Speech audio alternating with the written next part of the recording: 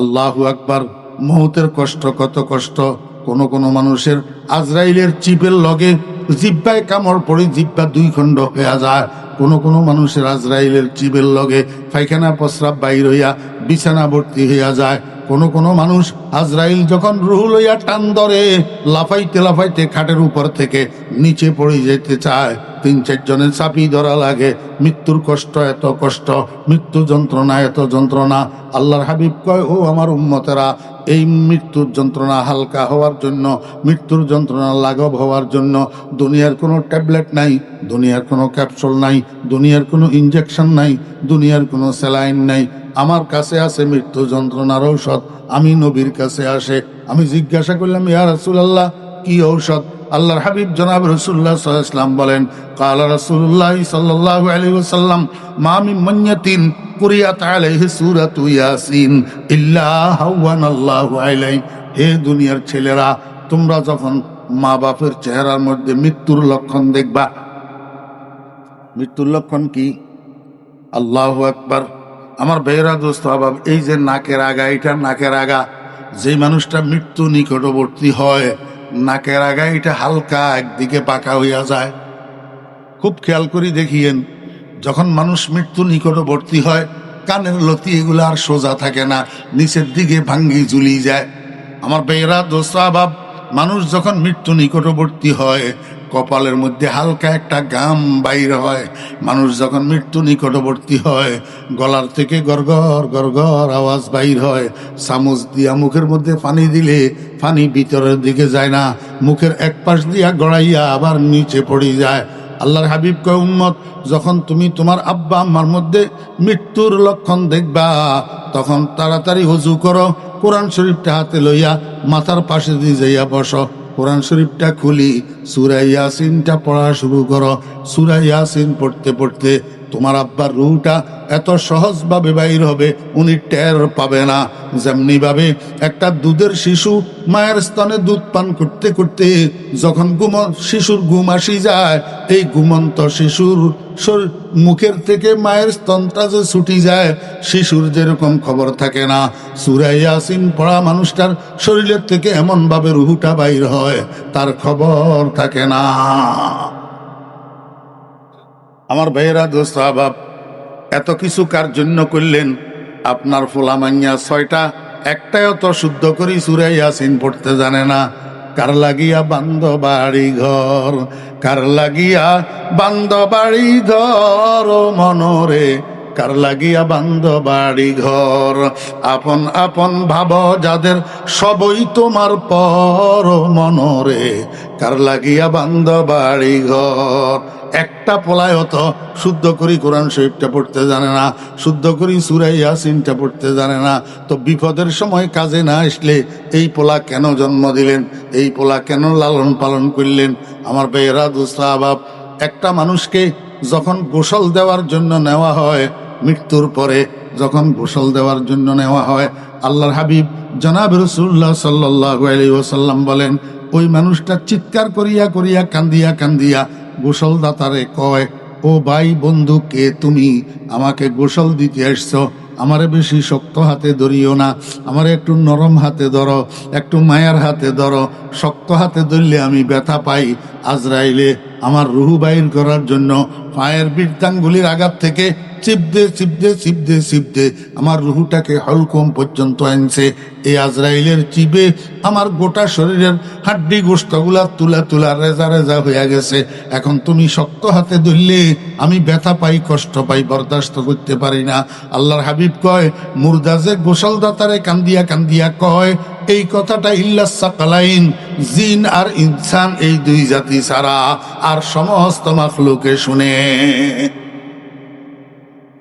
আমার ভাইরা, দোস্ত আহবাব, দুনিয়ার মধ্যে একজনে একজনকে মায়া করার জন্য সবচেয়ে বেশি সম্পর্ক হইল বাপ আর বেটা। বাপে ছেলেরে যেই পরিমাণ আদর করে মায়া করে আর কেউ পারে না, ছেলে আব্বাকে যেই পরিমাণ ভালোবাসে আর কেউ পারে না। আজকে যদি আপনার একটা ছেলে সুন্নত মতো মুর্দাকে গোসল করানোর তরিকা জানতো, তাহলে পাড়া করা মানুষ দিয়ে আপনারে গোসল দেওয়া লাগতো না। আপনার ছেলে মায়ার হাতে, নরম হাতে, আদরের হাতে আপনারে গোসল দিত। অনেক সময় মানুষ আল্লাহু আকবার দীর্ঘদিন শুইয়া থাকলে শরীরের মধ্যে পছন্দ ধরে, শরীরের মধ্যে ফুসকা ফুটে, অনেক সময় অ্যাক্সিডেন্টে মারা গেলে ভয়ঙ্কর চেহারা হইয়া যায়। আল্লাহু আকবার, শরীরের বিভিন্ন অঙ্গ পর্যন্ত বিকৃত হইয়া যায়। অনেকে তাকাইতে ভয় করে, তাকাইতে ভয় করে, কিন্তু বাপের শরীর যেমন হোক না কেন একটা সন্তানের কাছে ঘৃণিত হইতে পারে না, ভীত হইতে পারে না, সন্ত্রস্ত হইতে পারে না। আপনার ছেলে যদি সুন্নত মতো গোসল করাইতে যদি জানতো, তাহলে আর কেউ লাগতো না, আপনার ছেলেই আপনারে গোসল দিত। আলহামদুলিল্লাহ, আমার আব্বাজান রহমতুল্লাহ আলাইকে আমরা কোনো বাড়াটিয়া মানুষ দিয়া গোসল করাই নাই। আমরা দুই ভাই আলেম, আমরা দনোজনে আব্বাকে গোসল করাইছি। আপনার ছেলে তো নাই, আপনি বানান নাই। কেন বানান নাই? আপনার কাছে কোরআনের মূল্য নাই। আমার বেহরা দুস্তাবাব, কথা আর লম্বা করার মতো সময় আমার হাতে নাই। আমি আপনাদেরকে অনুরোধ করব, এখনো সময় আছে।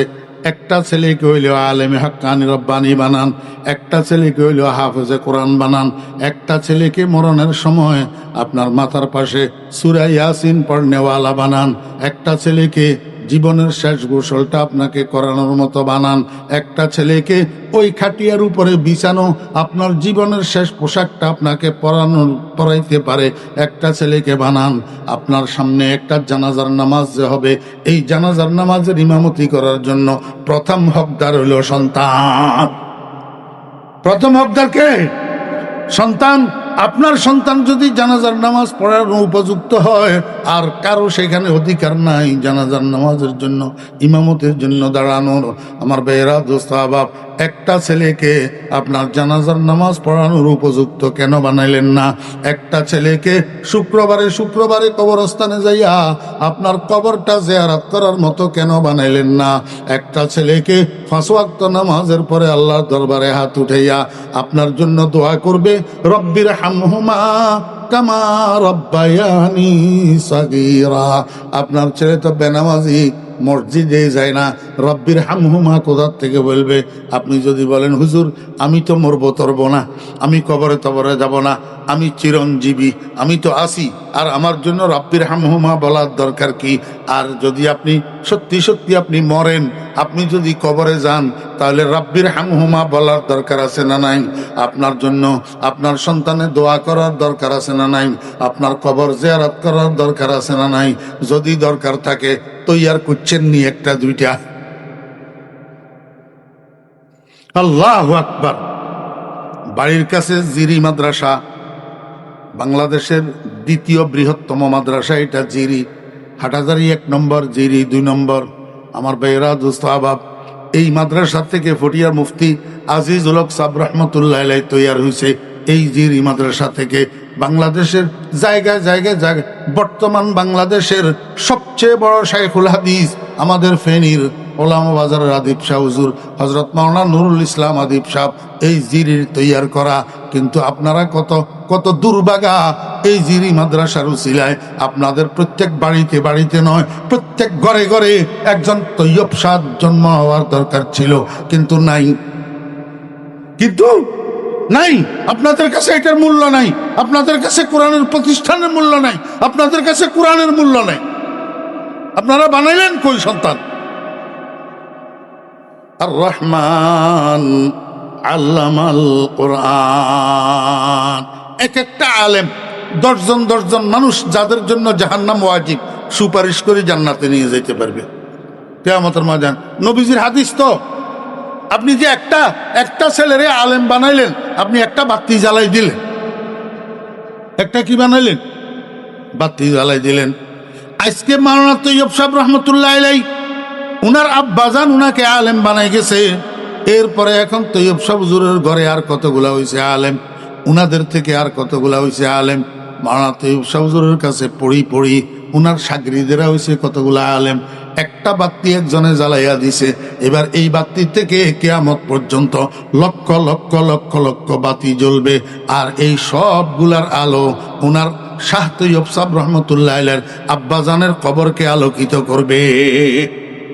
আল্লাহু আকবার। আমার আব্বাজান রহমতুল্লাহ আলাই আমাদেরকে মাদ্রাসায় পড়াইছে। আজকে আপনাদের দোয়ার বরকতে আমার ঘর থেকে আল্লাহ পাক আমাকে 3টা ছেলে দিছে, 3টা ছেলে হাফেজ মাওলানা। আমার নাতিরা হাফেজ হইয়া গেছে আল্লাহর রহমতে। এগুলার সওয়াব আমার আব্বার কবরে যাবে না? একটা বাতি জ্বালান না, একটা হক্কানি আলেম বানান না, একটা হাফেজে কোরআন বানান না, একটা বাতি জ্বালান না, দেখবেন আপনার বংশ আলোকিত হইয়া যাবে। আল্লাহ আর রহমান আল্লামাল কোরআন। হাদিসটা পড়ছিলাম, এটা আজকে আর বলার সময় নাই। এই ছোট্ট কদ্দুর কথা বললাম, এই কথাটারে একটু মনে রাখি। যদি এখন আপনার ছেলে না থাকে, ছেলেরা বড় হয়ে গেছে, এখন এগুলারে আর মাদ্রাসায় দেওয়ার সময় নাই, একটা নাতিরে দেন, একটা নাতিরে আলেম বানান, একটা বাতিজারে আলেম বানান, একটা বাগিনারে আলেম বানান। যদি তাও না পারেন, আপনার বাড়ির ভিতরে, আপনার বাড়ির পাশের, আপনার বাড়ির ভিতরের, আপনার বাড়ির পাশের একটা গরিবের ছেলে, যার কাছে লেখাপড়া করানোর সামর্থ্য নাই, এমন একটা ছেলেরে আপনি নিজের খরচ দিয়ে আলেম বানানোর চেষ্টা করেন, ইনশাআল্লাহ কবর আলোকিত হবে। আর রহমান অপরিসীম দয়ালু, যার দয়ার কুল কিনারা নাই।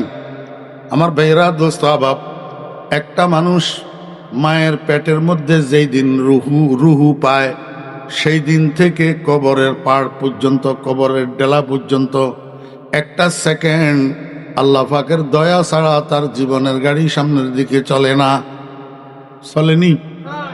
বজুজ রহমত পানা হে নিস্তে আরব, বজুজ রহমত পানা হে নিস্তে আরব, বজুজ গোফরা সাহারা নিস্তে আরব। আমার আপনার জীবনের গাড়ির চাকা সামনের দিকে এক রাউন্ড তো ঘুরবে না, আল্লাহর দয়া যদি না হয়, আল্লাহর রহমত যদি না হয়। আল্লাহ কয়, বান্দা মৃত্যু পর্যন্ত বসে বসে তুই গণনা করবি, আমার রহমত গণনা করি শেষ করতে পারবি না। শত শত হাজার হাজার লক্ষ লক্ষ কোটি কোটি রহমতের বিনিময়ে তুই জীবন ধারণ করতেছ, ঠিক না বে ঠিক?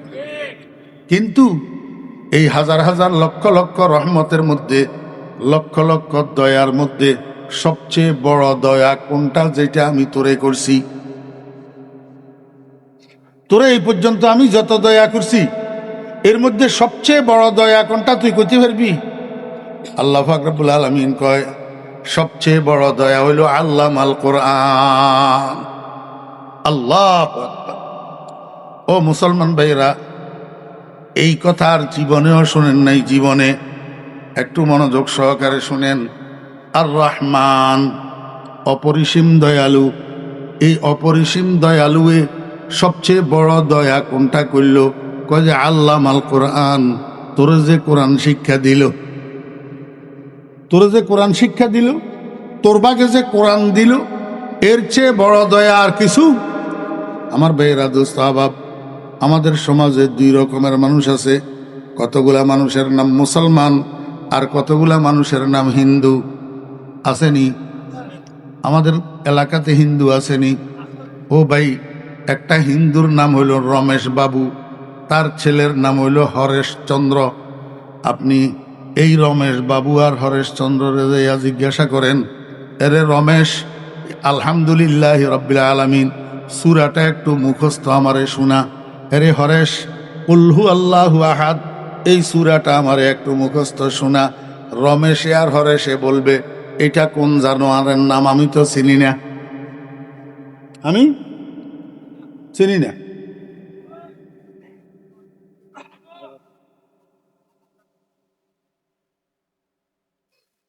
মনোযোগ আছেন? সেদিকে তাকাইলেন কা? মনোযোগ থাকলে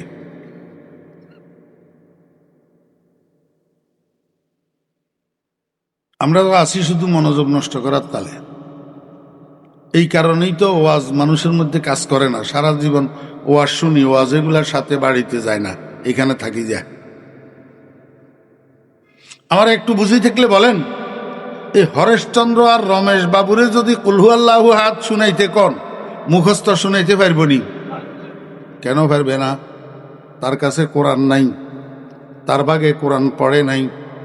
মুসলমানের একটা সন্তান বেনামাজি হইলেও, বেরোজগারি হইলেও, শিক্ষিত হইলেও, অশিক্ষিত হইলেও আলহামদু সূরা মুখস্থ জানে না এমন মুসলমানের সন্তান নাই। কুল হু আল্লাহু আহাদ মুখস্থ জানে না এমন মুসলমানের সন্তান নাই। কিন্তু হরেশচন্দ্রের পোলা রমেশ বাবু আলহামদুও জানে না, কুল হু আল্লাহও জানে না। কারণটা কি? এইটার ভাগে কোরআন পড়ছে, ওইটার ভাগে কোরআন পড়ে নাই। আল্লাহ পাক রব্বুল আলামিন কয়, বান্দা কারো ভাগে কোরআন পড়লো, কারো ভাগে কোরআন পড়লো না। এটার কারণ কি তোমরা জানো নি? কয় যে আমি আল্লাহ আসমানের মধ্যে ফেরেশতাদেরকে দিয়া লটারি দিছি। লটারি কি দিছি? কিসের জন্য লটারি? লটারি দিছি কোরআন কার ভাগে যাবে আর কার ভাগে যাবে না, এটার জন্য লটারি দিছি। আসমা বারে আমানত না তাওয়া নস্ত কশিদ, আসমা বারে আমানত না তাওয়া নস্ত কশিদ, কোরআয়ে ফাল বনা মে মনে দিওয়ানা জদন। এই লটারির মধ্যে কোরআনের ভাগে যাদের নাম উঠছে আল্লাহ পাক তাদেরকে একজন মুসলমান আব্বার ঔরসে দুনিয়াতে পাঠাইছেন, একজন মুসলমান মায়ের গর্ভে দুনিয়াতে পাঠাইছেন, একজন মুসলমান মায়ের কোলে দুনিয়াতে পাঠাইছেন। আর ওই লটারির মধ্যে কোরআনের ভাগে যাদের নাম উঠে নাই তাদেরকে হরেশচন্দ্রের ঘরে দুনিয়াতে পাঠাইছেন, সীতারানীর কোলে দুনিয়াতে পাঠাইছেন। এই জন্য মুসলমানের পোলার ভাগে আলহামদুলিল্লাহ গেছে, কুল হু আল্লাহ গেছে। হরেশচন্দ্রের পোলার, সীতারানীর পোলার ভাগে আলহামদুলিল্লাহ আর কুল হু আল্লাহ যায় না। ওরে মুসলমানের পোলা, দুনিয়ার সব কিছুর মূল্য বুঝলি, নিজের মূল্য কেন বুঝলি না? তুই কে? তুই তো কোরআনওয়ালা, তুই তো আলহামদুওয়ালা, তুই তো কুল হু আল্লাহওয়ালা। ওই হরেশচন্দ্রের পোলারে যাইয়া জিজ্ঞেস কর, সে আলহামদুলিল্লাহ ওয়ালা না, সে কুল হু আল্লাহওয়ালা না। তুই মুসলমানের পোলা, তুই তো দরখাস্ত করস নাই আল্লাহর কাছে তোর মুসলমান আব্বার ঔরসে জন্ম দেওয়ার জন্য, মুসলমান মায়ের কোলে জন্ম দেওয়ার জন্য দরখাস্ত করস নাই। ওই আল্লাহর লটারিতে নাম উঠছে, এই জন্য আল্লাহ তোরে মুসলমানের ঘরে পাঠাইছে। যদি মুসলমানের ঘরে না পাঠাইয়া একটা হিন্দুর ঘরে যদি তোরে পাঠাইতো, তাহলে আজকে আলহামদু কোথায় পাইতি, কুলহু আল্লাহ কোথায় পাইতি? এখন তুই আলহামদুওয়ালা হইয়া, কুলহু আল্লাহওয়ালা হইয়া, তুই কোরআনওয়ালা হইয়া তোর চাল চলন ওই হিন্দুর পোলার মতো কেন? বুঝাইতে পারি না, বুঝাইতে পারি না। ইলাহা ইল্লাল্লাহু ওয়াহদাহু লা শারীকা লাহ ওয়া নাশহাদু আন্না সাইয়্যিদানা ওয়া মাওলানা মুহাম্মাদান আবদুহু ওয়া রাসূলুহু সাল্লাল্লাহু তাআলা আলাইহি ওয়া আলা আলিহি ওয়া আসহাবিহি ওয়া বারাকা ওয়া সাল্লাম। أما بعد فأعوذ بالله من الشيطان الرجيم. بسم الله الرحمن الرحيم. الرحمن علم القرآن خلق الإنسان علمه البيان صدق الله مولانا العظيم. قال رسول الله والشاكرين والحمد لله رب العالمين. মুআজ্জাজ হাজরিন, হযরত উলামায়ে কেরাম, সমাবেত মুসলমান ভাইয়েরা, ওয়াজের মাহফিল এগুলা এক একটা হসপিটাল। এখানে আমরা যারা শ্রোতা হইয়া আসি, আমরা প্রত্যেকে কলবের রোগী। যে সমস্ত উলামায়ে কেরাম বুজুর্গানে দ্বীনেরা বয়ান করেন, ওনারা এক একজন কলবের ডাক্তার। যে বয়ানগুলা করেন এগুলো হলো প্রেসক্রিপশন। বয়ানের মধ্যে আমলের যে কথাগুলা থাকে, করা না করা, হারাম হালাল, এগুলা হইল মেডিসিন, ঔষধ। এগুলা শুধু শুননের দ্বারা রোগের চিকিৎসা হয় না। রোগের চিকিৎসা হওয়ার জন্য মেডিসিন সেবন করা লাগে। মেডিসিন সেবন করার মানে হলো যে আমল করা। কথাগুলা এখান থেকে শুনি, বাড়িতে যাইয়া আমল করা। এখানে কথা কয় করে পিছনে?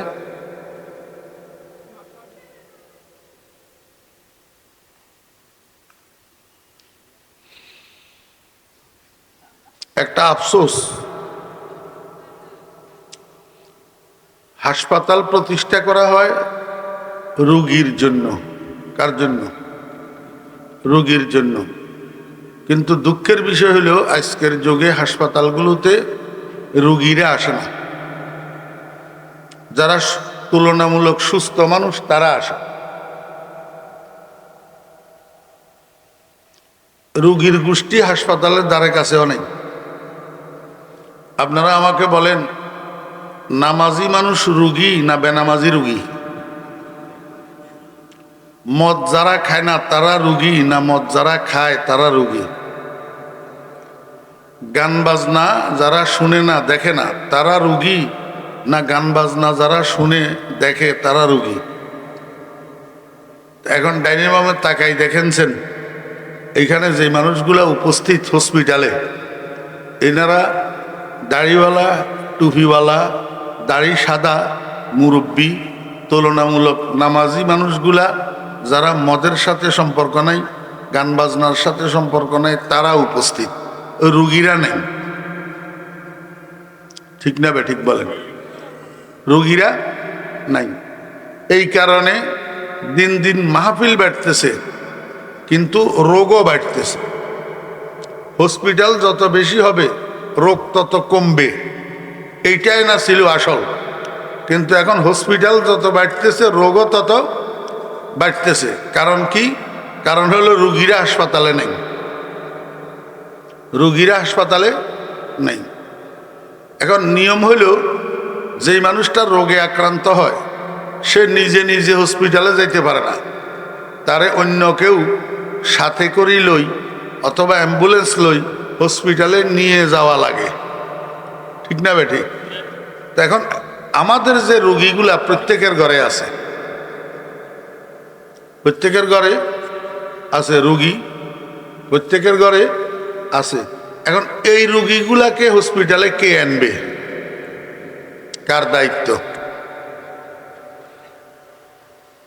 একটা মানুষ রোগে আক্রান্ত হইলে অনারা কথা বুঝতে লাগবেন না? একবারে সরল শুদ্ধ ভাষায় কই, ওনারা বুঝি পেললাই।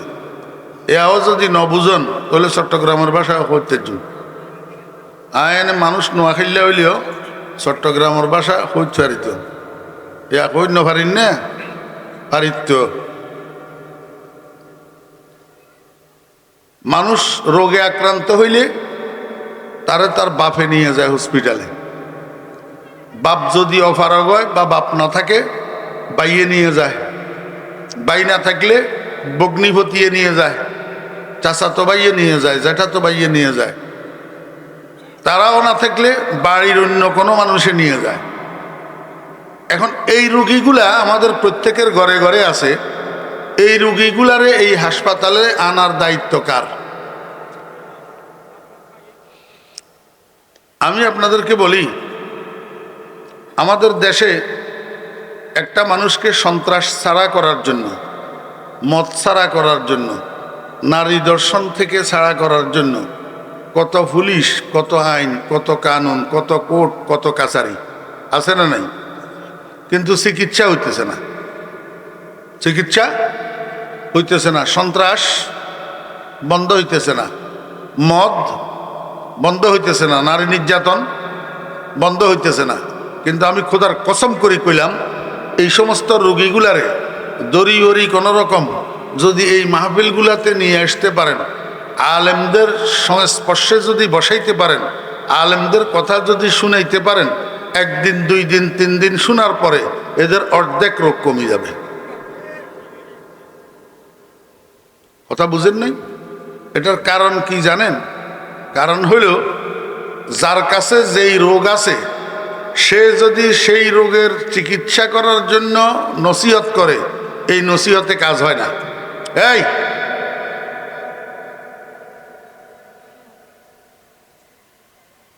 এই নসিহতে শোনেন, রসুল আকরম সাল্লাল্লাহু আলাইহি ওয়াসাল্লামের যুগে মহিলা একটা ওনার একটা বাচ্চা ছেলেরে নিয়ে হুজুর পাক সাল্লাল্লাহু আলাইহি ওয়াসাল্লামের কাছে আসছে। আসি বলে, ইয়া রাসূলুল্লাহ, আমার ছেলেটা মিষ্টি বেশি খাইতে চায়, যে পরিমাণ মিষ্টি জোগাড় করার সামর্থ্য আমার কাছে নাই, আমি গরিব মানুষ, আপনি একটু আমার ছেলেটারে উপদেশ দিয়া দেন যেন মিষ্টি কম খায়। আপনি উপদেশ দিলে কাজ হবে। রসুল আকরম সাল্লাল্লাহু আলাইহি ওয়াসাল্লাম বলেন, মা, তুমি তোমার ছেলেটাকে লইয়া আগামী সপ্তাহে আবার আসিও, তখন আমি নসিহত করে দেব।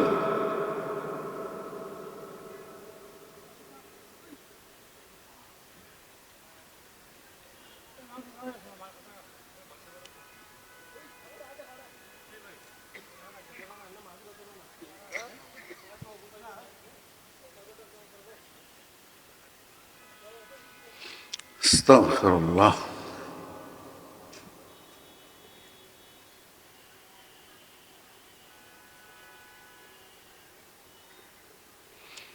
আই চিন্তা করি যে কোরআনের মাহফিল ইবা বড় সেন্সিটিভ জিনিস, ইবার লগে ইচ্ছায় অনিচ্ছায় বেয়াদবি হইলে মানুষ ইবার ক্ষতি হয়, নবুজের।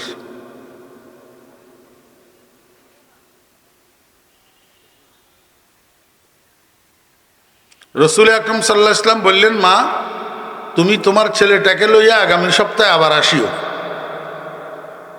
তো মহিলা চলে গেছে, পরের সপ্তাহে আবার আসছে। তো রসুল আকরম সাল্লাল্লাহু আলাইহি ওয়াসাল্লাম ছেলে এটার মাথায় হাত দিয়া কয়, বাবারে, তোমার মা গরিব মানুষ, এত বেশি মিষ্টি তোমার জন্য জোগাড় করতে পারে না, এখন থেকে মিষ্টি কম খাইও। খালি ডিস্টার্ব, খালি ডিস্টার্ব।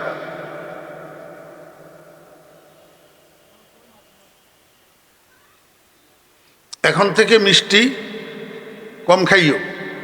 তো মহিলা এটারে কয় যে, মা, তোমার ছেলেটা নিয়ে চলে যাও, এখন থেকে তোমার ছেলে আর মিষ্টি খাবে না, বলি দিছি। তো মহিলা এটা কয়, ইয়া রাসূলুল্লাহ, আপনার সান্নিধ্য আমার জন্য কল্যাণের, কিন্তু মনে বুঝতেছে না একটা কথা, যে এই কথাটা আপনি গত সপ্তাহে বলে দিলেই তো হইতো, আমারে আজকে আবার আনাইলেন কেন? রসুল আকরম সাল্লাল্লাহু আলাইহি ওয়াসাল্লাম বলেন, মা, তোমার ছেলেরে যেই রোগের চিকিৎসার জন্য আমার কাছে আনছো, আমি সেই রোগের রোগী, আমিও মিষ্টি বেশি খাওয়ার অভ্যাস। এখন এই অবস্থায় আমি তোমার ছেলেরে যদি মিষ্টি কম খাওয়ার জন্য বলি, এই উপদেশে কাজ হবে না। এই জন্য তোমারে ফাটাই দিই, আমি গত এক সপ্তাহ মিষ্টি খাওয়া বন্ধ রাখছি, এক সপ্তাহ মিষ্টিখানা বন্ধ রাখি, এখন তোমার ছেলেরে নসিহত করছি, এইবার দেখবা কারেন্টের মতো কাজ হবে। কথা বুঝছেন না বুঝেন নেই? উপদেশ কার্যকরী হওয়ার জন্য যেই মানুষটাই উপদেশ দিবে সেই মানুষটা রোগমুক্ত হইতে হবে। জি, আপনি যদি সোর একটারে দিয়ে আরেক সোরের নসিহত করান, এই নসিহতে কাজ হবে না। ডাকু একটারে দিয়ে যদি আরেক ডাকুরে নসিহত করান, এই নসিহতে কাজ হবে না। এখন তো আমাদের দেশে 12 বাড়ি গৃহস্থ, 13 বাড়ি সোর, জায়গার নাম হারামখোর। কথা বুঝেন নাই? এদেরকে দিয়ে আপনি উপদেশ দেওয়াইলে উপদেশে কাজ হবে না। হক্কানি ওলামায়ে কেরাম, বুজুর্গানে দিন, উনারা এই অন্যায়গুলা করে না। চুরি, ডাকাতি, সন্ত্রাস, খুন খারাপি, মদ, জুয়া, ঘুষ, সুদ, ওলামায়ে কেরামরা এগুলার মধ্যে নাই। এই জন্য ওলামায়ে কেরামদেরকে দিয়া যদি নসিহত করাইতে পারেন তো কারেন্টের মতো কাজ হবে। কোনো রকম দড়ি বুঝাই যদি 1 দিন 2 দিন 3 দিন মাহফিলে আনি, আলেমদের সংস্পর্শে, আলেমদের চেহারার সামনে যদি বসাইতে পারেন, আলেমদের কথা যদি শুনাইতে পারেন, দেখবেন কোনো পুলিশ তুলিশ লাগবে না, অটোমেটিক ঠিক হয়ে যাবে। তার একটা জ্বলন্ত প্রমাণ হলো আমি অদম ফরিদউদ্দিন। আমি ঢাকা শান্তিনগর বাজার মসজিদের খতিব। এক রাত্রের শবে কদরে আমার মসজিদে শবে বরাতে শবে কদরে বয়ান হয়। রাত্রে 10:30 11টার থেকে শুরু হয়, ঘন্টায় 1.5 ঘন্টা বয়ান হয়, এরপরে দোয়া হয়। তা আমি 1 শবে কদরের রাত্রে এই দাড়ি রাখার জন্য বয়ান করছিলাম, এক বয়ানে 50 জনে দাড়ি রেখেছে। আমি যদি মিথ্যা বলি তা এই ঢাকা কি এখান থেকে বেশি দূরে নেই? আপনারা যাইয়া জিজ্ঞেস করেন, কথা ঠিক নেই। এই অদমের শুক্রবারের বয়ান শুনি শত শত মানুষ মসজিদমুখী হয়েছে, নামাজমুখী হয়েছে। এমনকি শান্তিনগর বাজারের অনেক ব্যবসায়ী, যাদের দিকে আপনি এখন তাকাইলে মনে করবেন কোন মাদ্রাসার মুহাদ্দিস, দাঁড়িয়ে টুফিয়ে জুব্বায়, আসলে মুহাদ্দিস তো হাদ্দিস না, সবজি বেয়ারি, মাছ বেয়ারি, মরক বেয়ারি।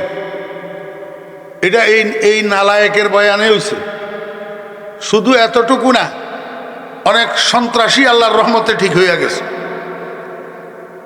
একটা ছেলে, নামটা নাই বলি, প্রথম দিন যেদিন আমার রুমে আসি ঢুকলো, তারে দেখি আমি চমকি উঠছি। কেন চমকিলাম? ইয়া বড় বড় চুল, 10 আঙ্গুলের মধ্যে 10টা আংটি, দোনো হাতের কবজি থেকে গিরা পর্যন্ত পুরাটা খাড়ু লাগাই না, খাড়ু, মহিলাদের মতো ছুরির মতো খাড়ু কতগুলা লাগাই না। সন্ত্রাসের গডফাদার। গলির ভিতরে হাতের নাম শুনলে বাকিরা চমকি উঠে, এরকম সন্ত্রাস।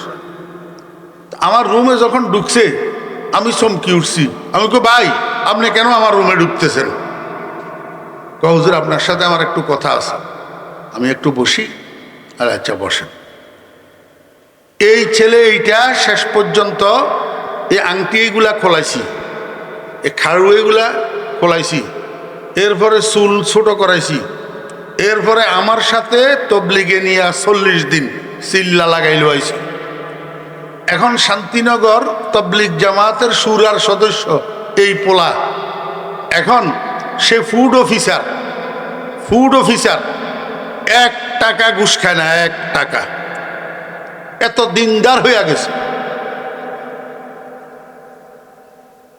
এই জন্য বলি, এই নিজেদের ছেলে ফেলে যেগুলা উল্টা পথে চলে, ভুল পথে চলে, গুনার পথে চলে, এদেরকে বুঝাই শুনাই, মায়া করি, মহব্বত করি, টাকা দিই, প্রয়োজনে পাও ধরবেন। প্রয়োজনে কি ধরবেন? পাও ধরবেন। আপনারা বলবেন, হুজুর এটা কি কথা কইলেন? আমি আব্বা হইয়া বুঝি ছেলের পাও ধরব? তা আপনি আব্বা হইয়া ছেলের পাও ধরলে কি গুনাহ হবে? ম্যাজিস্ট্রেট একটা গাই গরু পালে, গাভী গরু। তো গাভী গরুর একটার পাওয়ার মধ্যে খুরা রোগ হয়েছে, খুরা রোগ। ওই বাজারের থেকে, পশু হাসপাতাল থেকে খুরা রোগের জন্য মলম আনছে।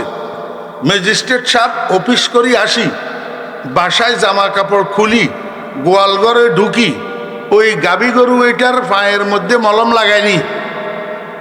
তো গাভী গরুর পাও ধরে না, ইজ্জত জায়গা।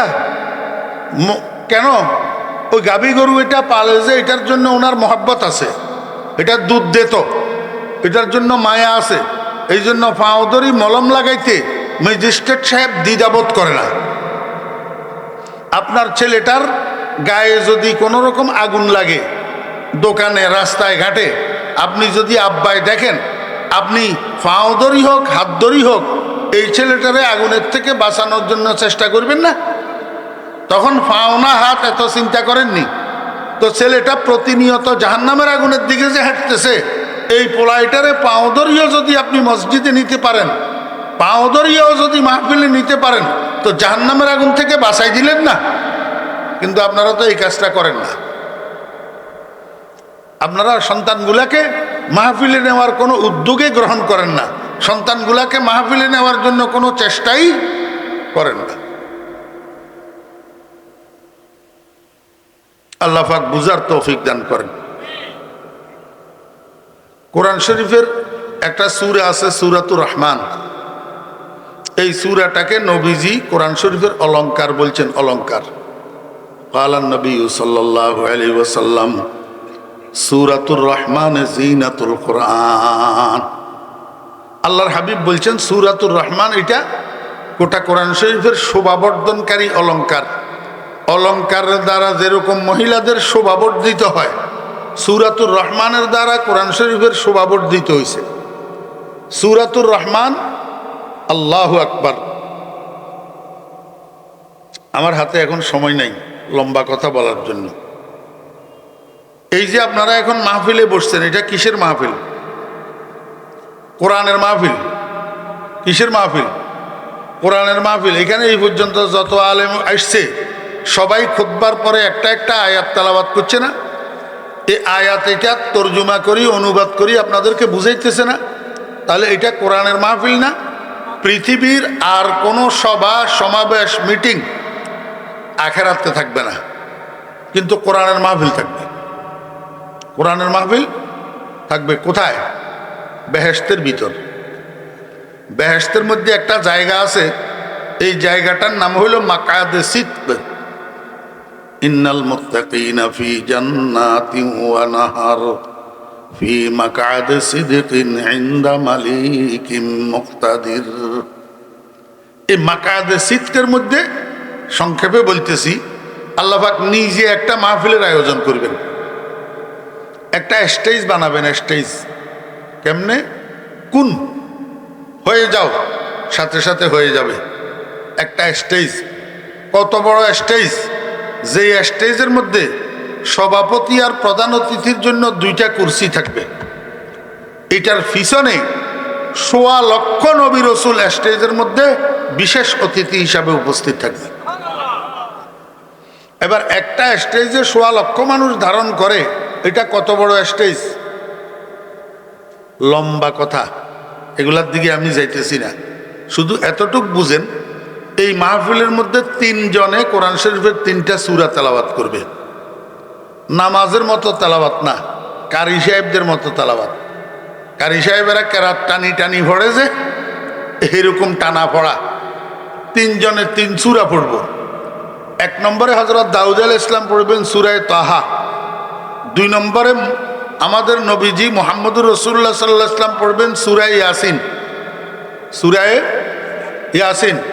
3 নম্বরে কোরআন শরীফ যার কালাম, যার বাণী, উনি স্বয়ং রব্বুল আলামিন নিজে পড়বেন এই সূরা রহমান। সূরা রহমান। এবার চিন্তা করি দেখেন, 3 জনে 3টা সূরা তেলাওয়াত করবে। আল্লাহ পাক নিজের জন্য সিলেকশন করলেন সূরাতুর রহমান। এত কত মূল্যবান, কত দামি সূরা এটা। এটার শুরুতে আমি ছোট্ট ছোট্ট 4টা আয়াত তেলাওয়াত করছি। আর রহমান 1 আয়াত, আল্লামাল কোরআন আরেক আয়াত, খালাকাল ইনসান আরেক আয়াত, আল্লামাহুল বায়ান আরেক আয়াত। কয় আয়াত? 4 আয়াত। প্রথমটা 1 শব্দ 1 আয়াত। 1 শব্দ আর রহমান অর্থ কি? দয়ালু, দয়ালু। আর রহমান অর্থ কি? দয়ালু।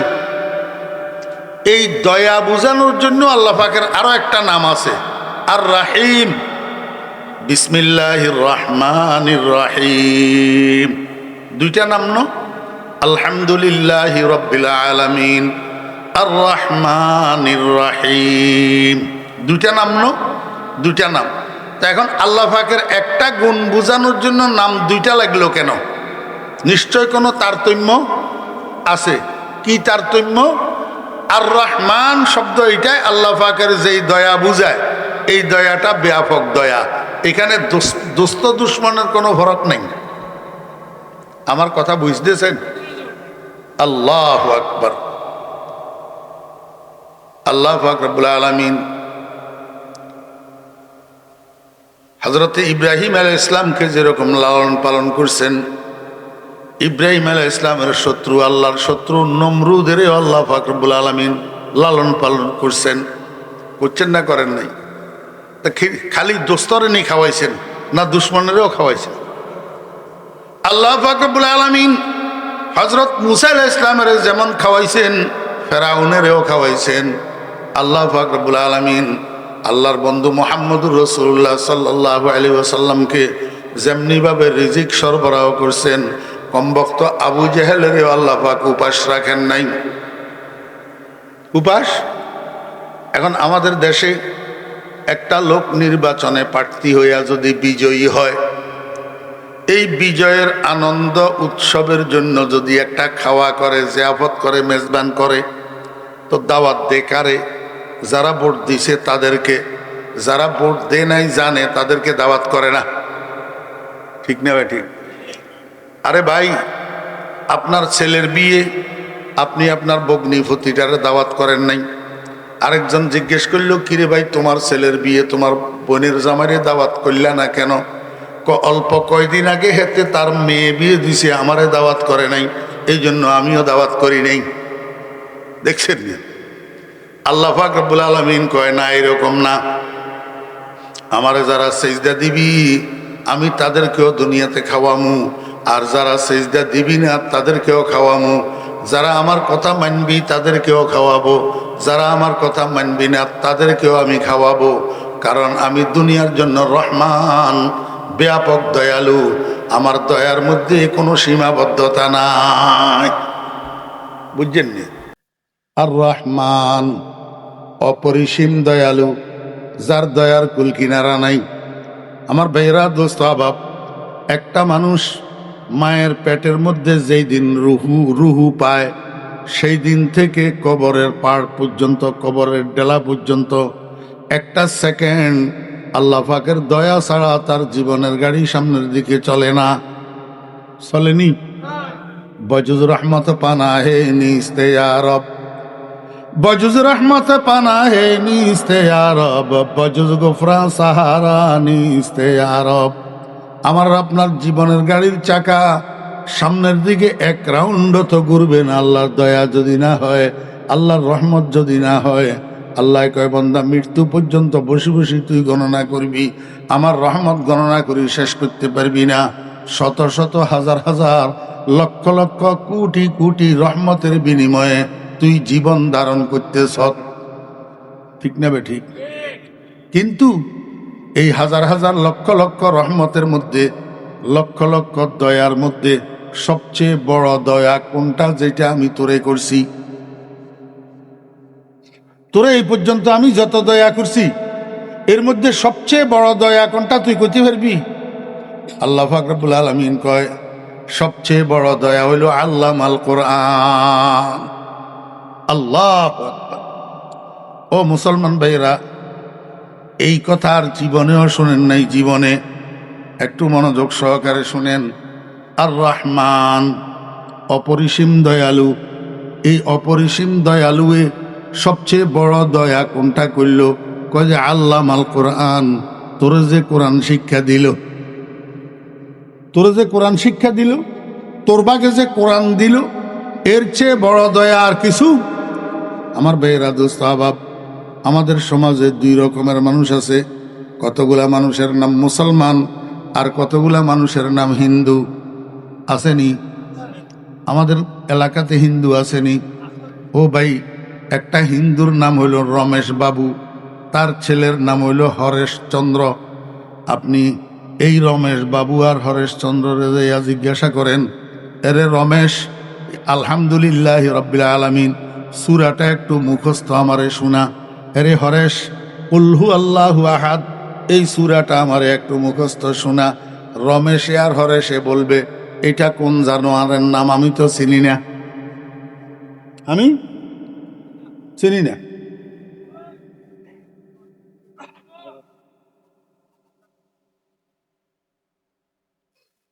মনোযোগ আছেন?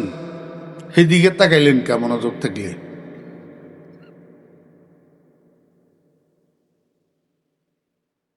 আমরা তো আছি শুধু মনোযোগ নষ্ট করার তালে। এই কারণেই তো ওয়াজ মানুষের মধ্যে কাজ করে না। সারা জীবন ওয়াজ শুনি, ওয়াজ এগুলার সাথে বাড়িতে যায় না, এখানে থাকি যায়। আমার একটু বুঝে থাকলে বলেন, এই হরেশচন্দ্র আর রমেশ বাবুরে যদি কুলহু আল্লাহু আহাদ শুনাইতে কোন, মুখস্থ শুনাইতে পারব নি? কেন পারবে না? তার কাছে কোরআন নাই, তার ভাগে কোরআন পড়ে নাই। মুসলমানের একটা সন্তান বেনামাজি হইলেও, বেরোজগারি হইলেও, শিক্ষিত হইলেও, অশিক্ষিত হইলেও, আলহামদু সূরা মুখস্থ জানে না এমন মুসলমানের সন্তান নাই। কুল হু আল্লাহু আহাদ মুখস্থ জানে না এমন মুসলমানের সন্তান নাই। কিন্তু হরেশচন্দ্রের পোলা রমেশ বাবু আলহামদুও জানে না, কুল হু আল্লাহও জানে না। কারণটা কি? এইটার ভাগে কোরআন পড়ছে, ওইটার ভাগে কোরআন পড়ে নাই। আল্লাহ পাক রব্বুল আলামিন কয়, বান্দা কারো ভাগে কোরআন পড়লো, কারো ভাগে কোরআন পড়লো না। এটার কারণ কি তোমরা জানো নি? কয় যে আমি আল্লাহ আসমানের মধ্যে ফেরেশতাদেরকে দিয়া লটারি দিছি। লটারি কি দিছি? কিসের জন্য লটারি? লটারি দিছি কোরআন কার ভাগে যাবে আর কার ভাগে যাবে না, এটার জন্য লটারি দিছি। আসমা বারে আমানত না তাওয়া নাস্ত কশিদ, আসমা বারে আমানত না তাওয়া নাস্ত কশিদ, কোরআয়ে ফাল বনা মে মনে দিওয়ানা জদন। এই লটারির মধ্যে কোরআনের ভাগে যাদের নাম উঠছে আল্লাহ পাক তাদেরকে একজন মুসলমান আব্বার ঔরসে দুনিয়াতে পাঠাইছেন, একজন মুসলমান মায়ের গর্ভে দুনিয়াতে পাঠাইছেন, একজন মুসলমান মায়ের কোলে দুনিয়াতে পাঠাইছেন। আর ওই লটারির মধ্যে কোরআনের ভাগে যাদের নাম উঠে নাই তাদেরকে হরেশচন্দ্রের ঘরে দুনিয়াতে পাঠাইছেন, সীতারানীর কোলে দুনিয়াতে পাঠাইছেন। এই জন্য মুসলমানের পোলার ভাগে আলহামদুলিল্লাহ গেছে, কুল হু আল্লাহ গেছে। হরেশচন্দ্রের পোলার সীতারানীর পোলার ভাগে আলহামদুলিল্লাহ আর কুল হু আল্লাহ যায় না। ওরে মুসলমানের পোলা, দুনিয়ার সব কিছুর মূল্য বুঝলি, নিজের মূল্য কেন বুঝলি না? তুই কে? তুই তো কোরআনওয়ালা, তুই তো আলহামদুওয়ালা, তুই তো কুলহু আল্লাহওয়ালা। ওই হরেশচন্দ্রের পোলারে যাইয়া জিজ্ঞেস কর, সে আলহামদুলিল্লাহ ওয়ালা না, সে কুলহু আল্লাহওয়ালা না। তুই মুসলমানের পোলা, তুই তো দরখাস্ত করস নাই আল্লাহর কাছে তোর মুসলমান আব্বার ঔরসে জন্ম দেওয়ার জন্য, মুসলমান মায়ের কোলে জন্ম দেওয়ার জন্য দরখাস্ত করস নাই। ওই আল্লাহর লটারিতে নাম উঠছে, এই জন্য আল্লাহ তোরে মুসলমানের ঘরে পাঠাইছে। যদি মুসলমানের ঘরে না পাঠাইয়া একটা হিন্দুর ঘরে যদি তোরে পাঠাইতো তাহলে আজকে আলহামদু কোথায় পাইতি, কুলহু আল্লাহ কোথায় পাইতি? এখন তুই আলহামদুওয়ালা হইয়া, কুলহু আল্লাহওয়ালা হইয়া, তুই কোরআনওয়ালা হইয়া তোর চাল চলন ওই হিন্দুর পোলার মতো কেন? বুঝাইতে পারি না, বুঝাইতে পারি না। ফাটাইছে কার ঘরে? মুসলমানের ঘরে। ফাটাইছে কি দিয়া? আলহামদু দিয়া, কুলহু আল্লাহ দিয়া, যেটা হিন্দুরে দেয় নাই। এখন মুসলমানের ছেলেরা মুসলমানের ঘরে জন্ম নিয়ে আলহামদুওয়ালা হইয়া, কুলহুওয়ালা হইয়া ওয়াজ মাহফিলে যায় না, কিন্তু দুর্গা পূজায় ঠিক মতো যায়। হ্যাঁ, আলহামদুওয়ালা হইয়া, কুলহু আল্লাহ হইয়া তোর মাথার চুল হিন্দুর চুলের মতো কেন? তোর জামা কাপড় হিন্দুর জামা কাপড়ের মতো কেন? তোর চালচলন হিন্দুর চালচলনের মতো কেন? হিন্দুর পোলায় যেরকম নামাজ পড়ে না, তুই মুসলমানের পোলাও নামাজ পড়স না। হিন্দুর পোলায় আলহামদু জানে না, কুলহু আল্লাহ জানে না, তুই আলহামদু কুলহু আল্লাহ জানিয়া কি লাভ করলি? নামাজ না পড়লে আলহামদু কুলহু আল্লাহ ব্যবহার কোথায় করলি তুই? হ্যাঁ, এই জন্য আল্লাহ পাক রব্বুল আলামিন বলেন, আর রহমান, আমি অপরিসীম দয়ালু, আমি হাজার হাজার লক্ষ লক্ষ দয়া করছি তোর উপর। কিন্তু সবচেয়ে বড় দয়া কোনটা করছি জানোস নি? আল্লামাল কোরআন। আমি আমার বন্ধুরে শিখাইছি, আমার বন্ধু সাহাবীদেরকে শিখাইছে, সাহাবীরা তাবেঈনদেরকে শিখাইছে। এইভাবে শিখাইতে শিখাইতে তোর এলাকার সকালের মক্তবের হুজুর পর্যন্ত আসছে, নুরানির শিক্ষক পর্যন্ত আসছে। হেদের থেকে এবার তুই শিখছত আলহামদুলিল্লাহি রাব্বিল আলামিন, কুল হু আল্লাহু আহাদ। মূল উস্তাদ কিন্তু আল্লাহ, মূল শিক্ষক কিন্তু আল্লাহ। আল্লাহ কয়, তোর যত দয়া আমি করছি, সবচেয়ে বড় দয়া করছি কোরআন যে তোর ভাগে দিছি। এখন আমাদের কাছে সবকিছুর মূল্য আছে, কোরআনের মূল্য নাই। কোরআনের মূল্য নাই যে তার প্রমাণ কি? মুসলমানের সন্তানেরা স্কুলে যায়, কলেজে যায়, ডাক্তার বনে, ইঞ্জিনিয়ার বনে, উকিল বনে, ব্যারিস্টার বনে, কিন্তু মুসলমান আব্বা আলেম বানাইতে তৈয়ার নাই, কোরআনওয়ালা বানাইতে তৈয়ার নাই, কোরআন পড়াইতে তৈয়ার নাই। আল্লাহর হাবিব জনাব রাসূলুল্লাহ সাল্লাল্লাহু আলাইহি ওয়াসাল্লাম কয়, ও আমার উম্মত, যদি তোর কাছে কোরআনের মূল্য থাকতো তাহলে তুই কি করতি? তোর পোলা শেষমেশ ডাক্তার হবে, ইঞ্জিনিয়ার হবে, কোনো অসুবিধা নাই। জীবনের শুরুতে তোর ছেলেটারে হাফেজে কোরআন বানাইয়া দে, যখন 5 বৎসর পুরা হবে, 6 বৎসরে পড়বে, এই ছেলেটারে একটা নুরানি মাদ্রাসায় ভর্তি কর। 3 বৎসরে নুরানি পাশ করে উঠবে, 6, 7, 8, এই 3 বৎসরে নুরানি পাশ করবে। 9 বৎসরের শুরুতে তোর ছেলেটারে একটা হাফেজিয়া মাদ্রাসায় ভর্তি কর। সর্বোচ্চ 3 বৎসরে তোর ছেলেটা হাফেজ হইয়া বাইর হবে। 9, 10, 11, এই 3 বৎসরের তোর পোলা হাফেজ হইয়া যাবে। এইবার তুই চাইলে ছেলেটারে মাদ্রাসায়ও ভর্তি করতে পারবি, চাইলে এই ছেলেটারে তুই প্রাইমারি স্কুলেও ভর্তি করতে পারবি। কারণ যেই ছেলে নুরানিতে 3 বৎসর পড়ে, এই ছেলেরে ক্লাস 1-এ ভর্তি করা লাগে না, এটারে ডাইরেক্ট ক্লাস 4-এ ভর্তি করানো যায়। কথা বুঝেন নাই? আমার বাইরা দোস্ত আহবাব, আব্দুল কাদের জিলানী রহমতুল্লাহ আলাইহি চিনেননি আপনারা? হযরত বড় পীর সাহেব রহমতুল্লাহ আলাইহি, আব্দুল কাদের জিলানী রহমতুল্লাহ আলাইহির বয়স যখন 5 বৎসর শেষ হয়েছে, 6 বৎসর শুরু হয়েছে, উনার মায়ে নিয়ে গেছে একটা হাফেজিয়া মাদ্রাসায়। একটা হাফেজিয়া মাদ্রাসায় নিয়ে হাফেজ সাহেব হুজুরের কয়, হুজুর এটা আমার ছেলে, নাম আব্দুল কাদের, বয়স 5 বৎসর পুরা হয়েছে, 6 বৎসর শুরু হয়েছে, এখনো পর্যন্ত আমি কোনো মাদ্রাসায় ভর্তি করি নাই, কোনো শিক্ষকের সামনে বসাই নাই। জীবনের শুরুতে আপনার কাছে নিয়ে আসছি, কারণ আমার দিলের আরজু আমার ছেলেটা পরে যা হবে হবে, মুফতি হবে, মুহাদ্দিস হবে, না হলে ইঞ্জিনিয়ার হবে, ডাক্তার হবে, কিন্তু আমার দিলের আরজু আমার ছেলেটা জীবনের শুরুতে হাফেজে কোরআন হবে। বাংলাদেশের সমস্ত মায়েরা যদি আব্দুল কাদের জিলানী রহমতুল্লাহ আলাইহির মায়ের মতো হইতো, সন্তানদেরকে জীবনের শুরুতে যদি হাফেজে কোরআন বানাইয়া দিত, আজকে সমস্ত সচিবেরা ইমামতি করতে পারত, পুলিশের প্রধান ইমামতি করতে পারত, সেনাবাহিনীর প্রধান ইমামতি করতে পারত, বিজিবির প্রধান ইমামতি করতে পারত, ওই প্লেনের পাইলটগুলা ইমামতি করতে পারত। কারণ হাফেজে কোরআন যেহেতু, ইমামতি করতে তার আর অসুবিধা নাই। আমার ভাইয়েরা, পুলিশ দারোগা লাগতো না, আইন কানুন লাগতো না, জেল হাজত লাগতো না, এমনি দুর্নীতি আর ক্রাইম সমাজের থেকে উঠে যেত। কারণ সারা দেশের সমস্ত মানুষগুলা যখন হাফেজে কোরআন হইয়া যেত, এরা আর মহিলাদের গালে অ্যাসিড নিক্ষেপ করতো না। তো কোরআনের মূল্য কই বুঝলেন? যদি কোরআনের মূল্য বুঝতেন তাহলে ছেলেদেরকে কেন কোরআনওয়ালা বানান না? আল্লাহর হাবিব জনাব রাসূলুল্লাহ সাল্লাল্লাহু আলাইহি ওয়াসাল্লাম বলেন, আমার উম্মতেরা, দুনিয়াতে যত রোগ আছে সব রোগের ঔষধ আছে, একটা কষ্টের ঔষধ নাই, একটা ব্যথার ঔষধ নাই, একটা বেদনার ঔষধ নাই। সেই ব্যথাটা হইল মৃত্যুর ব্যথা, মরণের ব্যথা, মৃত্যুর যন্ত্রণা, সাকরাতে মউত। সত্য না অসত্য? সত্য। আপনারা মুরব্বীরা দেখছেন কিনা আমি জানি না, আমি দেখছি। আল্লাহু আকবার। মউতের কষ্ট, কত কষ্ট। কোন মানুষের আজরাইলের চিপের লগে জিব্বায় কামড় পড়ে জিব্বা 2 খণ্ড হয়ে যায়। কোন মানুষের আজরাইলের চিপের লগে পায়খানা প্রস্রাব বাইর হইয়া বিছানা ভর্তি হইয়া যায়। কোন মানুষ আজরাইল যখন রুহ লইয়া টান ধরে, লাফাইতে লাফাইতে খাটের উপর থেকে নিচে পড়ে যেতে চায়, 3-4 জনের চাপি ধরা লাগে। মৃত্যুর কষ্ট এত কষ্ট, মৃত্যু যন্ত্রণা এত যন্ত্রণা। আল্লাহর হাবিব কয়, ও আমার উম্মতেরা, এই মৃত্যুর যন্ত্রণা হালকা হওয়ার জন্য, মৃত্যুর যন্ত্রণা লাঘব হওয়ার জন্য দুনিয়ার কোনো ট্যাবলেট নাই, দুনিয়ার কোনো ক্যাপসুল নাই, দুনিয়ার কোনো ইনজেকশন নাই, দুনিয়ার কোনো স্যালাইন নাই। আমার কাছে আছে মৃত্যু যন্ত্রণার ঔষধ। আমি নবীর কাছে আসে, আমি জিজ্ঞাসা করলাম, ইয়া রাসূলুল্লাহ, কি ঔষধ? আল্লাহর হাবিব জনাব রাসূলুল্লাহ সাল্লাল্লাহু আলাইহি ওয়াসাল্লাম বলেন, ক্বালা রাসূলুল্লাহ সাল্লাল্লাহু আলাইহি ওয়াসাল্লাম, মা মিন মাইয়াতিন কুরিয়াত আলাইহি সূরাতু ইয়াসিন ইল্লা হাওয়ানাল্লাহু আলাইহি।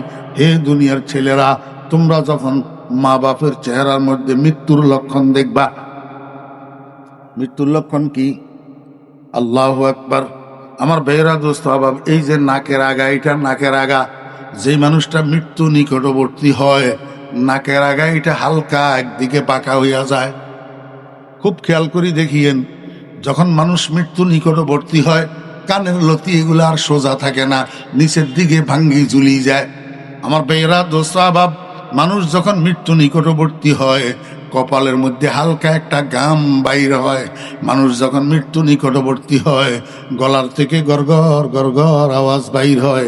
চামচ দিয়া মুখের মধ্যে পানি দিলে পানি ভিতরের দিকে যায় না, মুখের এক পাশ দিয়া গড়াইয়া আবার নিচে পড়ে যায়। আল্লাহর হাবিব কয়, উম্মত, যখন তুমি তোমার আব্বা আম্মার মধ্যে মৃত্যুর লক্ষণ দেখবা তখন তাড়াতাড়ি ওযু করো, কোরআন শরীফটা হাতে লইয়া মাথার পাশে দিয়ে যাইয়া বসো, কোরআন শরীফটা খুলি সূরা ইয়াসিনটা পড়া শুরু করো। সূরা ইয়াসিন পড়তে পড়তে তোমার আব্বার রুহটা এত সহজভাবে বাইর হবে উনি টের পাবে না। যেমনি ভাবে একটা দুধের শিশু মায়ের স্তনে দুধ পান করতে করতে যখন শিশুর ঘুম আসি যায়, এই ঘুমন্ত শিশুর মুখের থেকে মায়ের স্তনটা যে ছুটি যায়, শিশুর যেরকম খবর থাকে না, সূরা ইয়াসিন পড়া মানুষটার শরীরের থেকে এমন ভাবে রুহটা বাইর হয় তার খবর থাকে না। আমার ভাইয়েরা, দোস্ত আহবাব, এত কিছু কার জন্য করলেন? আপনার ফুলামাইয়া 6টা একটাও তো শুদ্ধ করি সূরা ইয়াসিন পড়তে জানে না। কার লাগিয়া বান্দ বাড়ি ঘর, কার লাগিয়া বান্দ বাড়ি ঘর মনরে, কার লাগিয়া বান্দ বাড়ি ঘর। আপন আপন ভাব যাদের সবই তোমার পর মনরে, কার লাগিয়া বান্দ বাড়ি ঘর। একটা পোলায় তো শুদ্ধ করি কোরআন শরীফটা পড়তে জানে না, শুদ্ধ করি সূরা ইয়াসিনটা পড়তে জানে না, তো বিপদের সময় কাজে না আসলে এই পোলা কেন জন্ম দিলেন? এই পোলা কেন লালন পালন করলেন? আমার ভাইয়েরা, দোস্ত আহবাব, একটা মানুষকে যখন গোসল দেওয়ার জন্য নেওয়া হয়, মৃত্যুর পরে যখন গোসল দেওয়ার জন্য নেওয়া হয়, আল্লাহর হাবিব জনাব রাসূলুল্লাহ সাল্লাল্লাহু আলাইহি ওয়াসাল্লাম বলেন, ওই মানুষটা চিৎকার করিয়া করিয়া কান্দিয়া কান্দিয়া গোসল দাতারে কয়, ও ভাই বন্ধু, কে তুমি? আমাকে গোসল দিতে আসছো, আমারে বেশি শক্ত হাতে ধরিও না, আমারে একটু নরম হাতে ধরো, একটু মায়ার হাতে ধরো। শক্ত হাতে ধরলে আমি ব্যথা পাই। আজরাইলে আমার রুহু বাইর করার জন্য পায়ের বৃদ্ধাঙ্গুলির আঘাত থেকে চিপদে চিপদে চিপদে চিপদে আমার রুহুটাকে হলকম পর্যন্ত আনছে। এই আজরাইলের চিবে আমার গোটা শরীরের হাড্ডি গোস্তগুলা তুলা তুলা রেজা রেজা হইয়া গেছে। এখন তুমি শক্ত হাতে ধরলে আমি ব্যথা পাই, কষ্ট পাই, বরদাস্ত করতে পারি না। আল্লাহর হাবিব কয়, মুর্দা যে গোসল দাতারে কান্দিয়া কান্দিয়া কয়, এই কথাটা ইল্লাস সাকালাইন, জিন আর ইনসান, এই দুই জাতি ছাড়া আর সমস্ত মাখলুকে শুনে। আমার ভাইরা, দোস্ত আহবাব, দুনিয়ার মধ্যে একজনে একজনকে মায়া করার জন্য সবচেয়ে বেশি সম্পর্ক হইল বাপ আর বেটা। বাপে ছেলেরে যেই পরিমাণ আদর করে মায়া করে আর কেউ পারে না। ছেলে আব্বাকে যেই পরিমাণ ভালোবাসে আর কেউ পারে না। আজকে যদি আপনার একটা ছেলে সুন্নত মতো মুর্দাকে গোসল করানোর তরিকা জানতো, তাহলে পাড়া করা মানুষ দিয়ে আপনারে গোসল দেওয়া লাগতো না। আপনার ছেলে মায়ার হাতে, নরম হাতে, আদরের হাতে আপনারে গোসল দিত। অনেক সময় মানুষ আল্লাহু আকবার দীর্ঘদিন শুইয়া থাকলে শরীরের মধ্যে পছন্দ ধরে, শরীরের মধ্যে ফুসকা ফুটে, অনেক সময় অ্যাক্সিডেন্টে মারা গেলে ভয়ঙ্কর চেহারা হইয়া যায়। আল্লাহু আকবার, শরীরের বিভিন্ন অঙ্গ পর্যন্ত বিকৃত হইয়া যায়। অনেকে তাকাইতে ভয় করে, তাকাইতে ভয় করে, কিন্তু বাপের শরীর যেমন হোক না কেন একটা সন্তানের কাছে ঘৃণিত হইতে পারে না, ভীত হইতে পারে না, সন্ত্রস্ত হইতে পারে না। আপনার ছেলে যদি সুন্নত মতো গোসল করাইতে যদি জানতো, তাহলে আর কেউ লাগতো না, আপনার ছেলেই আপনারে গোসল দিত। আলহামদুলিল্লাহ, আমার আব্বাজান রহমতুল্লাহ আলাইকে আমরা কোনো বাড়াটিয়া মানুষ দিয়া গোসল করাই নাই। আমরা দুই ভাই আলেম, আমরা দুজনে আব্বাকে গোসল করাইছি। আপনার ছেলে তো নাই, আপনি বানান নাই। কেন বানান নাই? আপনার কাছে কোরআনের মূল্য নাই। আমার ভাইরা, দোস্ত আহবাব, কথা আর লম্বা করার মতো সময় আমার হাতে নাই। আমি আপনাদেরকে অনুরোধ করব, এখনো সময় আছে। একটা ছেলেকে হইলেও আলেমে হাক্কানি রব্বানি বানান, একটা ছেলেকে হইলেও হাফেজে কোরআন বানান, একটা ছেলেকে মরণের সময় আপনার মাথার পাশে সূরা ইয়াসিন পড়নেওয়ালা বানান, একটা ছেলেকে জীবনের শেষ গোসলটা আপনাকে করানোর মতো বানান, একটা ছেলেকে ওই খাটিয়ার উপরে বিছানো আপনার জীবনের শেষ পোশাকটা আপনাকে পরাইতে পারে একটা ছেলেকে বানান। আপনার সামনে একটা জানাজার নামাজ যে হবে, এই জানাজার নামাজের ইমামতি করার জন্য প্রথম হকদার হইল সন্তান। প্রথম হকদার কে? সন্তান। আপনার সন্তান যদি জানাজার নামাজ পড়ার উপযুক্ত হয়, আর কারো সেখানে অধিকার নাই জানাজার নামাজের জন্য, ইমামতের জন্য দাঁড়ানোর। আমার ভাইয়েরা, দোস্ত আহবাব, একটা ছেলেকে আপনার জানাজার নামাজ পড়ানোর উপযুক্ত কেন বানাইলেন না? একটা ছেলেকে শুক্রবারে শুক্রবারে কবরস্থানে যাইয়া আপনার কবরটা জিয়ারত করার মতো কেন বানাইলেন না? একটা ছেলেকে 5 ওয়াক্ত নামাজের পরে আল্লাহর দরবারে হাত উঠাইয়া আপনার জন্য দোয়া করবে, রব্বির হামহুমা কামা রব্বায়ানি সাগীরা। আপনার ছেলে তো বেনামাজি, মসজিদে যায় না, রব্বির হামহুমা কোথার থেকে বলবে? আপনি যদি বলেন হুজুর আমি তো মরবো তরবো না, আমি কবরে তবরে যাব না, আমি চিরঞ্জীবী, আমি তো আসি, আর আমার জন্য রব্বির হামহুমা বলার দরকার কি? আর যদি আপনি সত্যি সত্যি আপনি মরেন, আপনি যদি কবরে যান, তাহলে রব্বির হামহুমা বলার দরকার আছে না নাই? আপনার জন্য আপনার সন্তানের দোয়া করার দরকার আছে না নাই? আপনার কবর জিয়ারত করার দরকার আছে না নাই? যদি দরকার থাকে তৈয়ার করছেন নি একটা দুইটা? আল্লাহু আকবার। বাড়ির কাছে জিরি মাদ্রাসা, বাংলাদেশের দ্বিতীয় বৃহত্তম মাদ্রাসা এটা জিরি। হাটাজারি 1 নম্বর, জিরি 2 নম্বর। আমার ভাইয়েরা, দোস্ত আহবাব, এই মাদ্রাসা থেকে ফটিয়ার মুফতি আজিজুল হক সাহেব রহমতুল্লাহ আলাইহি তৈয়ার হয়েছে এই জিরি মাদ্রাসা থেকে। বাংলাদেশের জায়গায় জায়গায় জায়গায় বর্তমান বাংলাদেশের সবচেয়ে বড় শাইখুল হাদিস আমাদের ফেনীর ওলামা বাজারের আদিব শাহ হুজুর হজরত মাওলানা নুরুল ইসলাম আদিব সাহেব এই জিরির তৈয়ার করা। কিন্তু আপনারা কত কত দুর্ভাগা, এই জিরি মাদ্রাসার উসিলায় আপনাদের প্রত্যেক বাড়িতে বাড়িতে নয়, প্রত্যেক ঘরে ঘরে একজন তৈয়ব সাহ জন্ম হওয়ার দরকার ছিল, কিন্তু নাই, কিন্তু নাই। আপনাদের কাছে এটার মূল্য নাই, আপনাদের কাছে কোরআনের প্রতিষ্ঠানের মূল্য নাই, আপনাদের কাছে কোরআনের মূল্য নাই। আপনারা বানাইলেন কই সন্তান? আর রহমান আল্লামাল কোরআন। এক একটা আলেম 10 জন 10 জন মানুষ যাদের জন্য জাহান্নাম ওয়াজিব সুপারিশ করে জান্নাতে নিয়ে যেতে পারবে কিয়ামতের ময়দান। নবীজির হাদিস তো। আপনি যে একটা ছেলেরে আলেম বানাইলেন, আপনি একটা বাতি জ্বালাই দিলেন, একটা কি বানাইলেন? বাতি জ্বালাই দিলেন। আজকে মাওলানা তৈয়ব সাহেব রহমতুল্লাহ আলাইহি উনার আব্বাজান উনাকে আলেম বানাই গেছে। এরপরে এখন তৈয়ব সাহেব হুজুরের ঘরে আর কতগুলা হয়েছে আলেম, উনাদের থেকে আর কতগুলা হয়েছে আলেম। মাওলানা তৈয়ব সাহেব হুজুরের কাছে পড়ি পড়ি উনার সাগরিদেরা হয়েছে কতগুলা আলেম। একটা বাতি একজনে জ্বালাইয়া দিছে। এবার এই বাতি থেকে কিয়ামত পর্যন্ত লক্ষ লক্ষ লক্ষ লক্ষ বাতি জ্বলবে, আর এই সবগুলার আলো উনার শাহ তৈয়ব সাহেব রহমতুল্লাহ আলাইহির আব্বাজানের কবরকে আলোকিত করবে। আল্লাহু আকবার। আমার আব্বাজান রহমতুল্লাহ আলাইহি আমাদেরকে মাদ্রাসায় পড়াইছে। আজকে আপনাদের দোয়ার বরকতে আমার ঘর থেকে আল্লাহ পাক আমাকে 3টা ছেলে দিছে, 3টা ছেলে হাফেজ মাওলানা। আমার নাতিরা হাফেজ হইয়া গেছে আল্লাহর রহমতে। এগুলার সওয়াব আমার আব্বার কবরে যাবে না? একটা বাতি জ্বালান না, একটা হক্কানি আলেম বানান না, একটা হাফেজে কোরআন বানান না, একটা বাতি জ্বালান না, দেখবেন আপনার বংশ আলোকিত হইয়া যাবে। আল্লাহ আর রহমান আল্লামাল কোরআন। হাদিসটা পড়ছিলাম, এটা আজকে আর বলার সময় নেই। এই ছোট্ট কদ্দুর কথা বললাম, এই কথাটারে একটু মনে রাখি। যদি এখন আপনার ছেলে না থাকে, ছেলেরা বড় হয়ে গেছে, এখন এগুলারে আর মাদ্রাসায় যাওয়ার সময় নাই, একটা নাতিরে দেন, একটা নাতিরে আলেম বানান, একটা বাতিজারে আলেম বানান, একটা বাগিনারে আলেম বানান। যদি তাও না পারেন, আপনার বাড়ির ভিতরে আপনার বাড়ির পাশের একটা গরিবের ছেলে যার কাছে লেখাপড়া করানোর সামর্থ্য নাই, এমন একটা ছেলেরে আপনি নিজের খরচ দিয়ে আলেম বানানোর চেষ্টা করেন, ইনশাআল্লাহ কবর আলোকিত হবে। খবর কি হবে? আল্লাহ পাক আমাদেরকে বুঝার এবং আমল করার তৌফিক দান করেন। ওয়া আখিরু দাওয়ানা আনিল হামদুলিল্লাহি রাব্বিল আলামিন ওয়া সাল্লাল্লাহু তাআলা আলা খায়রি খালকিহি মুহাম্মাদিন ওয়া আলিহি ওয়া সাহবিহি আজমাইন।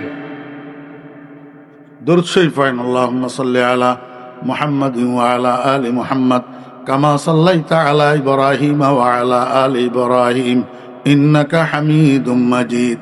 আল্লাহুম্মা বারিক আলা মুহাম্মাদিন ওয়া আলা আলি মুহাম্মাদ কামা বারাকতা আলা ইব্রাহিম ওয়া আলা আলি ইব্রাহিম ইন্নাকা হামিদুম মাজিদ। আলহামদুলিল্লাহি রাব্বিল আলামিন ওয়াসসালাতু ওয়াসসালামু আলা আশরাফিল আমবিয়াই ওয়াল মুরসালিন রব্বানা যালামনা আনফুসানা ওয়া ইল্লাম তাগফির লানা ওয়া তারহামনা লানাকুনান্না মিনাল খাসিরিন। ইয়া আল্লাহ, আজকের এই মাহফিলকে কবুল ফরমান। শুরু থেকে শেষ পর্যন্ত যত আলোচনা হয়েছে দয়া করে ভুল ত্রুটিগুলা মাফ করে দেন। সহিহ কথাগুলোর উপরে আমাদের সবাইকে আমল করার তৌফিক দান করেন। ইয়া আল্লাহ, এই মাহফিলকে অত্র এলাকার জন্য হেদায়েতের জরিয়া বানাইয়া দেন। ইয়া আল্লাহ, এই মাহফিলের উসিলায় এলাকার উপরে, ইয়া আল্লাহ, মালিয়ারা বাজারের উপরে রহমত নাজিল ফরমান। ইয়া আল্লাহ, ইয়া আরহামার রাহিমিন, মাইকের আওয়াজ চতুর্দিকে যতটুক যাইতেছে সমস্ত কবরস্থানগুলির মুর্দেগানের কবরের আযাব মাফ করে দেন। ইয়া আল্লাহ, এই মাহফিলের যারা আয়োজন করছে টাকা দিয়া, পয়সা দিয়া, শ্রম দিয়া, সময় দিয়া, সকলের এই কোরবানি, মেহনত, দান সদকাগুলাকে কবুল ফরমান। আল্লাহ, এর বিনিময়ে উনাদের দুনিয়া আখিরাতকে আবাদ করে দেন। ইয়া আল্লাহ, এই মাহফিলকে কিয়ামত পর্যন্ত চালু রাখেন। ইয়া আল্লাহ, ইয়া আরহামার রাহিমিন, আমরা যারা হাত উঠেছি আমাদের হাতগুলাকে খালি ফেরত দিয়েন না। সবগুলা হাত আপনার রহমত দিয়া ভর্তি করে দেন, বরকত দিয়া ভর্তি করে দেন। ইয়া আল্লাহ, ইয়া আল্লাহ, সন্তান আপনার দেওয়া নেয়ামত, আমরা দরখাস্ত করি নাই, আপনি দয়া করে মেহরবানি করে সন্তান দান করছেন। আমাদের সন্তানগুলাকে আলেমী হাক্কানি রব্বানি বানান, হাফেজে কোরআন বানাইয়া দেন, নেককার দিনদার বানাইয়া দেন, ওলিয়ে কামেল বানাইয়া দেন। ইয়া আল্লাহ, ইয়া আরহামার রাহিমিন, ইয়া আকরামাল আকরামিন, যারা দোয়া চেয়েছেন, কার কি হাজত আছে আপনার জানা আছে, সকলের মুবাহাজাত পূরণ করে দেন। ইয়া আল্লাহ, যারা অসুস্থ আছে শেফা দান করেন। ইয়া আল্লাহ, পর্দার আড়াল থেকে যে সমস্ত মা বোনেরা বয়ান শুনতেছেন, মাইকের আওয়াজের সাথে দোয়ায় শরীক হইতেছেন, আল্লাহ এই সমস্ত মা বোনদের দিলের নেক মকসুদগুলা পুরা করে দেন। ইয়া আল্লাহ, সমস্ত মা বোনদেরকে নেককার দিনদার বানান। ইয়া আল্লাহ, সমস্ত মা বোনদেরকে পর্দানশী বানাইয়া দেন। ইয়া আল্লাহ, আপনার হাবিবের সদকা দোয়া দরখাস্ত কবুল ফরমান। আপনার হাবিবের দরবারে কোটি কোটি দরুদ ও সালামের হাদিয়া পৌঁছান। ওয়া সাল্লাল্লাহু তাআলা আলা খায়রি খালকিহি মুহাম্মাদিন ওয়া আলিহি ওয়া সাহবিহি আজমাইন বিরহমাতিকা ইয়া আরহামার রাহিমিন। আসসালামু আলাইকুম।